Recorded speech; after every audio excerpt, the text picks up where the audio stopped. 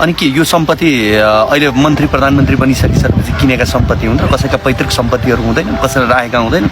तपाईँ सम्पत्ति लुकाएर नदेखाएर जनताबाट ठग्ने चाहिँ सही कि आफूसँग भएको सम्पत्ति पारदर्शी रूपमा जति छन् त्यो देखाएर मेरो सम्पत्ति यति हो भनेर पारदर्शिता देखाइदिनु चाहिँ गलत हो। त्यसो भए त्यो चाहिँ हुन सक्दैन। त्यस्तो होइन, त्यो चप्पल लाएर आएका नेताहरूलाई भन्नुहोस् न, आजको त यो जो व्यक्तिहरू मन्त्री हुनुभएको छ उनीहरूले सुन जति देखाउनु भयो त्यो कुरा भनेको त के भन्दाखेरि उहाँहरू हिजो आफ्नो क्षेत्रमा काम गरेर आएको व्यक्तिहरू हो, थोर बहुत पैसा कमाएर आएको व्यक्तिहरू हो, कुनै सार्वजनिक पद धारण गरेर पैसा कमाएर आएको व्यक्ति होइन, निजी क्षेत्रमा काम गरेर जागिर खाएर कहीँ काम गरेर आएको व्यक्ति, सरकारी क्षेत्रमा काम गरेर आएर लुट मचाएर आएर जोडेको सम्पत्ति होइन, दुःख गरेर जोडेका सम्पत्तिहरू पनि छन्। त्यस कारणले आफ्नो सम्पत्ति पारदर्शी रूपमा देखाइदिनु भनेको त गलत हुँदैन। तर हिजो लुकाइन्थ्यो, आज उहाँहरूले देखाइदिनु भयो आफूसँग भएको सम्पत्ति। के छ गलत त्यसमा, के भयो? हिजोको दिनमा